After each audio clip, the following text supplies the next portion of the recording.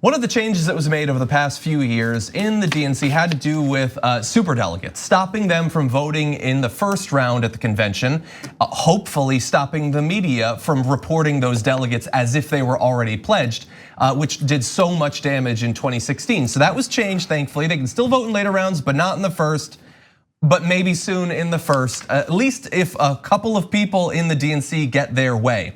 Because apparently, this is according to Politico, in conversations on the sidelines of a DNC executive committee meeting and in telephone calls and texts in recent days, about a half dozen members have discussed the possibility of a policy reversal to ensure that so-called superdelegates can vote on the first ballot at the party's national convention. Such a move would increase the influence of DNC members, members of Congress, and other top party officials who now must wait until the second ballot to have their say if the convention is contested, and hypothetically would provide a release button for if Sanders is doing too well. We change it, CNN can start reporting that a whole bunch of people are going for Biden because they're all buddies, they have been for decades. If this were to be done, I can't think of anything more obviously, both in its effect and in its appearance, more damaging to the process. Which is why I don't think it will be done. I mean, the number here is about a half dozen members. There are hundreds of superdelegates, as we all know. This is a small percentage. I think what this really shows is the ham-fistedness of the Democratic establishment going nuts over the prospect of a Bernie Sanders nomination and coming real late to the game. We did a piece at The Prospect, myself and Alexander Salmon, our staff writer, called "They Forgot About Bern." And the idea was that a week before Iowa, they finally realized, oh wait, this guy who's raised the most money, who has the most volunteers, who's been in the top 2 or 3 of the polling ever throughout the entire process, hey, he might have a shot at winning.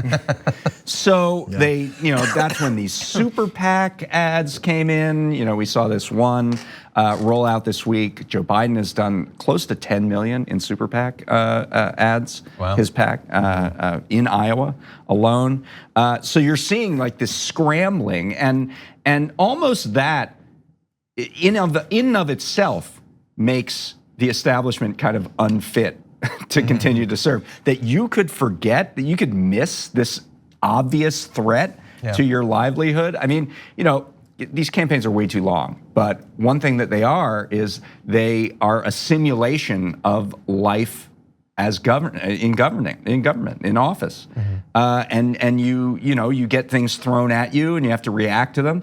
The fact that you couldn't react to the equivalent of an asteroid hitting the planet, it just shows you have terrible political instincts. And I wonder if they're allowing it to, not allowing, but like this whole idea is getting floated to see how much it'll either get criticized or not get criticized. Like, hey, maybe we can pick up some momentum and some steam on this potential plan if, as you said, there's only a few, 6 to 7 that are on this. But to think, hey, maybe it's, with anything with leaks, and not that this was a leak, this was reported, but anytime you see something come out when it comes to leaks, you're like, oh, is everyone settled on this? Is everyone's stomach not upset? Okay, maybe we can add some more to this. You call that a trial balloon. Exactly. They throw it up and see what happens. But if this happened, this would be just, the Dem exit thing that you see here and there would be everywhere. Look, if this is a trial balloon, or even if it's not, if it's a trial balloon, get out your javelins, everybody, because there has to be as strong of a response to this as possible. Tom Perez, I can't believe, I get why he's holding the position because he's doing exactly what they want him to do, but as an outsider, get him out of there. What the hell is he doing? He is doing everything he can to ensure that Donald Trump wins in 2020. They should be terrified of the blowback against this trial balloon. Because it could happen. It's only 6 people or whatever.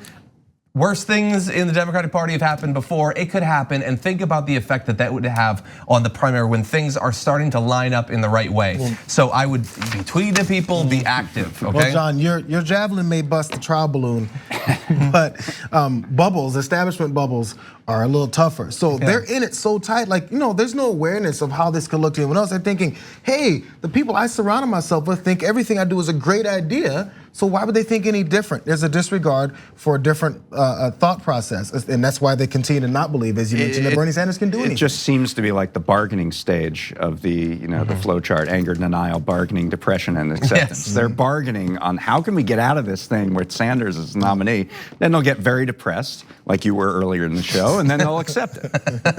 He's accepted yes. now. Okay, really fast. I've seen that a lot of people have been messaging about these DNC stories. So I saw that Mike put a member message said, "I can't wait for Bernie Sanders to replace Tom Perez with ... Nomiki Konst." That's interesting. I mean, I'm excited for a lot of things if Bernie Sanders does become the nominee and does become the president.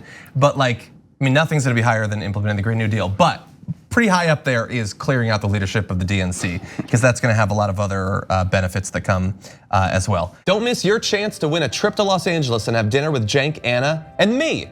Just head to tyt.com/dinner in LA to register to win. Sign up for a free Aspiration Spend and Save account. Register your eligibility. Swipe your Aspiration card on daily purchases to gain entries to win a chance to fly to LA and have dinner with the TYT hosts. Not only are you entering to win that dinner in LA with Cenk and Anna and myself, but you're also able to deposit your hard-earned money without it going towards fossil fuel exploration or production.